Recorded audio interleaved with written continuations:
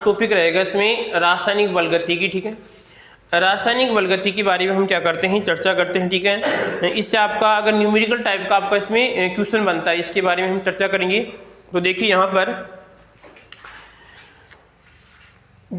पर अगर विशेष थोड़ा सोचेंगे, अगर जो आपका रसायन विज्ञान है, क्या है आपका रसायन विज्ञान, अगर थोड़ा बहुत हम सोचते हैं इसका, देखो सिंपल परिचय की बात करेंगे पहले। ठीक है, अब डायरेक्ट ऐसे नहीं कि सर हमारे बिंदु पे आ जाए। ठीक है, आपके सिलेबस में दे रखा है कि ऑर्डर की बात करेगी, कोटि की बात करेगी, कोटि के बारे में चर्चा और इसमें आणविकता के बारे में चर्चा है। ठीक है, उससे पहले हम फिर रासायनिक बलगति को थोड़ा बहुत समझना होगा। ठीक है, तो रसायन विज्ञान की यहाँ पर अगर हम शाखा की बात करते हैं तो कौन सी शाखा में, कहने का मतलब जैसे कोई भी अभिक्रिया हो रही है। ठीक है, कोई भी अगर यहाँ पे अभिक्रिया, ठीक है,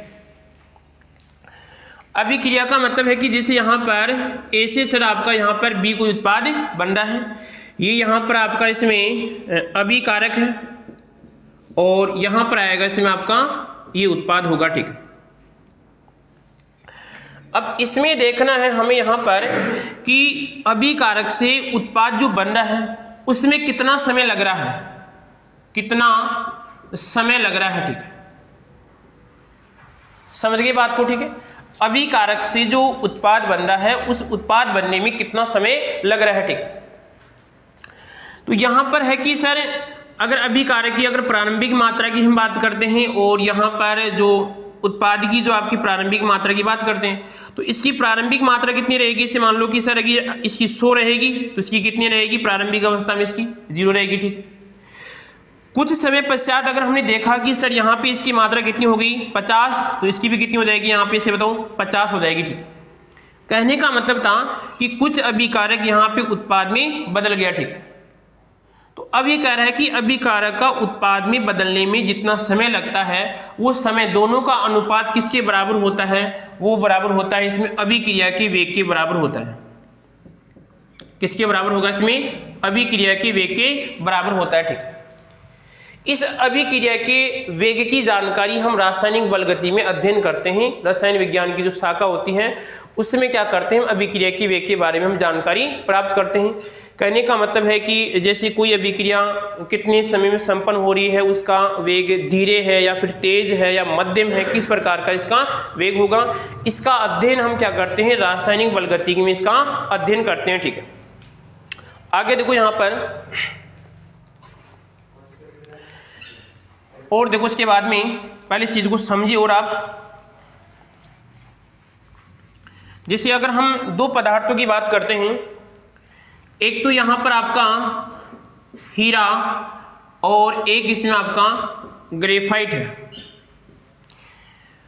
ये दोनों ही कार्बन के अपरूप है, दोनों ही कार्बन के अपरूप है। ये भी आपका कार्बन का अपरूप है, ये भी कार्बन का अपरूप है। ठीक है, अगर मैं यहां पे पूछता हूं कि इसमें से स्थायी कौन सा है, इसमें स्थायी कौन सा है, ठीक है, स्थायी हीरा स्थायी है या फिर इसमें आपका ग्रेफाइट स्थायी है। ठीक, तो स्थायित्व का मतलब हम इस प्रकार समझेंगे कि अगर जैसे हीरा से जब ग्रेफाइट का निर्माण होता है, जब हीरा से ग्रेफाइट का निर्माण होता है, ठीक है, तो हीरे से जब ग्रेफाइट का निर्माण होगा उस स्थिति में यदि हीरे से ग्रेफाइट का निर्माण हो रहा है वो लगभग ऐसे मान लो कि सर 10 मिनट में ही चेंज हो रहा है, 10 मिनट में ही चेंज हो रहा है, तो आप कह सकते हैं कि सर हीरा से क्या बन गया, यहाँ पे ग्रेफाइट बन रहा है। ठीक है, दूसरी बात यहाँ पर अगर यही चेंज ऐसे मान लो कितने साल का है, 10 वर्ष का है, अगर हीरा से ग्रेफाइट बन रहा है और हीरा से जब ग्रेफाइट बनता है और यही अगर आपको चेंज कितना लगे से मान लो कितना लगे कि सर ये 10 वर्ष का। ठीक, तो आपको इस परिवर्तन को देखने के लिए सर आपको 10 साल का वेट करना पड़ेगा। ठीक, इसी प्रकार यहाँ पर और देखो कि सर फिर आपका ये हीरा है, इसको परिवर्तन होने में कितना समय लग रहा है, इसे मान लो कि हजारों साल का समय लगता है। ठीक है, हजारों वर्ष का समय लगता है। यहाँ पर भी ग्रेफाइट बन रहा है। ठीक, यहाँ पर भी ग्रेफाइट है, यह आपका यहाँ पर 10 मिनट का समय लग रहा है और यहाँ पे 10 वर्ष का समय लग रहा है और यहाँ पे 1000 वर्ष का समय लग रहा है। तो स्थायी कौन सा रहेगा इसमें आपका, ये वाला हीरा स्थायी होगा या फिर आपका इसमें ग्रेफाइट स्थायी होगा। ठीक, आपने एक शब्द भी सुना होगा कि हीरा सदा के लिए, हीरा सदा के लिए। तो यहां पे देखिए इसके अगर आंसर की बात करते हैं कि ज्यादा हमारा स्थायी क्या रहेगा, इसमें आपका ग्रेफाइट रहेगा, ठीक है। जबकि हम पढ़ते हैं कौन सा, इसमें आपका हीरा सदा के लिए। इसमें ऐसा है कि हीरा धीरे धीरे क्या होता है, ग्रेफाइट में चेंज होता है, धीरे धीरे ग्रेफाइट में चेंज होता है। उसका चेंज होने का जो समय है, अभिक्रिया का जो वेग है बहुत धीमा है, अभिक्रिया का वेग बहुत धीमा है। इसीलिए हमें क्या लगता है कि हीरा सदा के लिए होता है, जबकि स्थायी कौन होता है, इसमें आपका ग्रेफाइट स्थायी होता है, ठीक है। समझे कुछ बात को, ठीक है। यहां पर हमने ये समझा कि इस रिएक्शन के अंदर अभिक्रिया का जो वेग है, रासायनिक बल गति के अकॉर्डिंग यहाँ पर अभिक्रिया का वेग क्या है, बहुत कम है। यानी परिवर्तन तो हो रहा है, परिवर्तन में बहुत अधिक समय लगता है। इसी कारण हमें वो लगता तो हीरा है, पर बन क्या रहा है, इसे बताओ, आपका ग्रेफाइट बन रहा है, ठीक। एक और देखिए इसका, यहां पे जब ग्रेफाइट से हम क्या बनाते हैं, सॉरी यहां पर जब हीरा से क्या बनाते हैं हम, जब हीरा से क्या करते हैं हम, ग्रेफाइट का ही निर्माण करते हैं, ठीक है। तो ग्रेफाइट का निर्माण करते हैं, अब सुनो ध्यान से, इसमें माइनस कितनी होती है, 1.9, कितनी होती है, 1.9 किलो जूल, और इसमें आएगी आपकी परमोल ऊर्जा। इसको समझो एक बार। जब हीरा से ग्रेफाइट बनता है तो उस समय हीरा में से कितनी, 1.89, आपको वहां पर 1.9 भी मिल सकता है, ध्यान रखना। 1.9 ऊर्जा बाहर निकलती है, 1.9 ऊर्जा बाहर निकलती है। अब एक प्रकृति का नियम है कि यदि आपको प्रकृति में स्थायी होना है तो आपकी ऊर्जा कम होनी चाहिए, ठीक। तो यहां पर इसका आंसर ये भी है कि हीरा और ग्रेफाइट दोनों की बात करते हैं तो ग्रेफाइट की ऊर्जा क्या होती है, कम होती है, ठीक है। तो ग्रेफाइट की ऊर्जा कम है तो ग्रेफाइट यहाँ पे क्या है, स्थायी है। तो ये वाली बात भी यहाँ पे सही है, ये वाली बात भी यहाँ पे सही हो रही है, ठीक। अब यहाँ पर इस संकेत का मतलब है कि जब हम ग्रेफाइट से हीरा का निर्माण करते हैं तो यहाँ पे क्या आएगा, इसमें आपका ऊष्माक्षेपी रिएक्शन है। ऊष्माक्षेपी का मतलब है कि सर यहाँ पे ऊष्मा बाहर निकलती है, ठीक।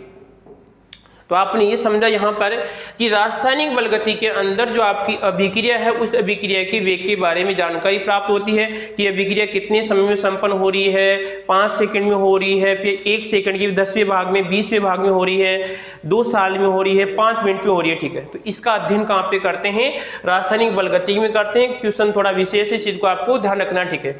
ये वाला क्वेश्चन आपका जो थर्मोडायनेमिक्स पढ़ेगी वहां पर भी आपको क्वेश्चन मिलेगा, ठीक है। अगली बात देखो यहाँ पर, अब सर यहाँ पर है कि अभिक्रिया कितने प्रकार की हो सकती है, इस वेग के आधार पे अगर देखते हैं, ठीक है। अभिक्रिया कितनी प्रकार से हो सकती हैं, तो एक बार हम तीनों के बारे में चर्चा कर लेते हैं, ठीक है। पहली जो अभिक्रिया होगी आपकी इसमें तीव्र अभिक्रिया, ठीक है।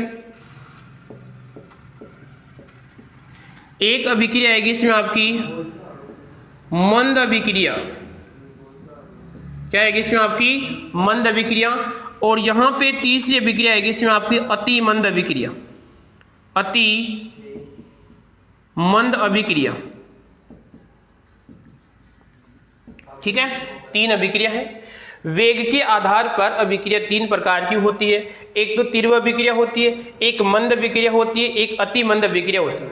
अब क्वेश्चन ये बनता है कि हम दैनिक जीवन में कौन से अभिक्रियाओं का अध्ययन करते हैं, मंद अभिक्रियाओं का अध्ययन करते हैं, या फिर अति मंद अभिक्रियाओं का अध्ययन करते हैं, या फिर आप किसमें तीव्र अभिक्रियाओं का अध्ययन करते हैं। तो इस चीज का ध्यान रखना है कि हम तीव्र अभिक्रियाओं का अध्ययन भी नहीं करते हैं और आपकी अति मंद अभिक्रियाओं का अध्ययन भी नहीं करते। क्यों नहीं करते हैं, एक एक बात को समझना है। इन अभिक्रियाओं को संपन्न होने में, जो आपकी ये अभिक्रियाएं हैं, इन अभिक्रियाओं को संपन्न होने में, जैसे मान लीजिए यहाँ पे 1 सेकंड है और इस 1 सेकंड का भी कौन सा भाग, ऐसे मान लो 10वां भाग लगता है, यानी बहुत कम समय में संपन्न हो जाती है, ठीक है।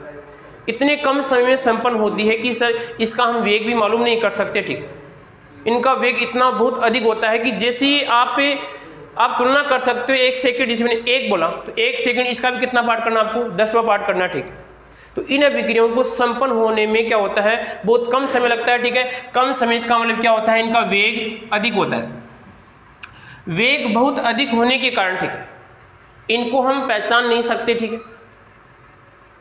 और ये अभिक्रियाएं कहाँ पे पाई जाती है, जितनी भी आपकी आयनिक अभिक्रियाएं होती है, ध्यान रखना आपको, जितनी भी आयनिक अभिक्रिया होती है, जितनी भी आयनिक अभिक्रिया होती है वो किस प्रकार की आपकी तीव्र अभिक्रिया होती है। जैसे यहाँ पर एक उदाहरण की बात करें कि जैसे आपका ये Na+ है और यहाँ पर आएगा Cl- है, तो क्या बन जाएगा इसमें आपका NaCl बन जाएगा, ठीक। तो ये एक आयनिक अभिक्रिया है। इस आयनिक अभिक्रिया के संपन्न होने में बहुत कम समय लगता है, यानी इसका मतलब इसका वेग बहुत अधिक है। अभी वेग के बारे में डिटेल से हम चर्चा करेंगे, ठीक है। केवल यहाँ पर अभिक्रियाओं को समझने के लिए वेग शब्द को यहाँ पे लिया है मैंने, ठीक। तो यहाँ पर तीव्र अभिक्रियाओं का अध्ययन हम नहीं करते हैं दैनिक जीवन में। अति मंद अभिक्रिया, अति मंद अभिक्रिया है कि जैसे मान लीजिए कि सर यहाँ पर कोई ए से आपका बी बन रहा है, ठीक है, और ए से बी बनने में कितना समय लग रहा है, जैसे मान लो 1000 वर्ष का समय लग रहा है, 1000 वर्ष का समय लग रहा है, ठीक है। तो सीधी सी बात है कि 1000 वर्ष तो आपकी एज है ही नहीं, आपकी एज तो 100 साल है। औसतन माने तो कितनी आती है, 80 साल या 60 साल होती है, ठीक है। आपको इस परिवर्तन को देखने के लिए आपकी एज 1000 वर्ष होनी, ठीक है। तो ऐसे थोड़ी आप इसको लेके बैठे रहेंगे, ठीक। तो इनका भी क्या करते हैं दैनिक जीवन में हम अध्ययन बहुत कम करते हैं, ठीक है। और अध्ययन कौन सी अभिक्रियाओं करते हैं, आपकी मंद अभिक्रियाओं क्या करते हैं, इसमें आप अध्ययन करते हैं, ठीक। जैसे आपने बायोलॉजी में आपने पढ़ा होगा, ठीक है, कि जैसे उत्परिवर्तन होता है या फिर नया कोई परिवर्तन होता है, धीरे धीरे जाके क्या होता है, परिवर्तन होता है, ठीक है। तो यहाँ पर क्या आएगा, आपकी अति मंद अभिक्रियाओं का दैनिक जीवन में अध्ययन कम करते हैं और तीव्र अभिक्रियाओं का भी क्या करते हैं, बहुत कम अध्ययन करते हैं। अब कौन सी आएगी इसमें, आपकी मंद अभिक्रियाएं। तो मंद अभिक्रियाओं की बात कर लेते हैं। यहाँ पे मंद अभिक्रिया कौन कौन सी होगी, तो क्वेश्चन ये बनता है कि दैनिक जीवन में हम कौन सी अभिक्रियाओं का अध्ययन करेंगे, मंद अभिक्रियाओं का अध्ययन करेंगे, ठीक है। अब मंद अभिक्रिया कौन कौन सी हो सकती है, देखो यहाँ पर जैसे यहाँ पर है हाइड्रोजन पेरोक्साइड है, अगर ये टूटेगा तो यहाँ पर आएगा इसमें H2 और यहाँ पर क्या आएगा इसमें आपका एक बन जाएगा, इसमें आपका O2 बन जाएगा, ठीक है। इसी प्रकार यहाँ पर और रिएक्शन की बात करते हैं, जैसे आपका C2 और इसमें आएगा एसिटिक एसिड की बात करेंगे, ठीक है। तो यहाँ पर आएगा CH3 और यहाँ पे C2H5। अगर इसकी रिएक्शन देखते हैं तो यहाँ पर जो भी प्रोडक्ट बनेगा, यानी जो ये रिएक्शन को इस प्रकार की होगी, इसमें आपकी मंद अभिक्रिया होगी, ठीक है। तो इसमें प्रोडक्ट क्या बन सकता है, CH3 और यहाँ पर आएगा इसमें H और एक प्रोडक्ट यहाँ पे इसका नीचे लिखते हैं, ठीक है, प्लस के रूप में। तो यहाँ पर आएगा C2H5। अगर इसके साथ रिएक्टेड होगा तो क्या बन जाएगा, इसमें आपका OH ये उत्पाद बनेगा, ठीक है, इसके अंदर।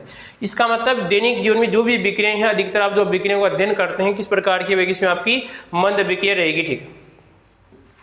तो इतना जो आपका रासायनिक बलगति का इसका सिंपल परिचय है। बाकी जो इसमें आपका कल और विशेष इसकी चर्चा करेंगे, ठीक है। कल जो आपका इसमें वेग के बारे में चर्चा करेंगे। इसमें एक तो आपका जो मैंने ग्रेफाइट वाला क्वेश्चन है आपका विशेष रहेगा, ठीक है। दूसरी बात है कि सर वेग के आधार पर अभिक्रिया कितने प्रकार की होती है, आपकी 3 प्रकार की अभिक्रिया हो सकती है, ठीक है। 3 होती है, एक तो तीव्र अभिक्रिया आएगी, इसमें एक मंद अभिक्रिया और एक इसमें आपकी अति मंद अभिक्रिया। दैनिक जीवन में हम कौन सी अभिक्रियाओं का अध्ययन करते हैं कि मंद अभिक्रियाओं का अध्ययन करते हैं, तीव्र अभिक्रियाओं का अध्ययन नहीं कर सकते क्योंकि इसका क्या होता है, वेग बहुत अधिक होता है।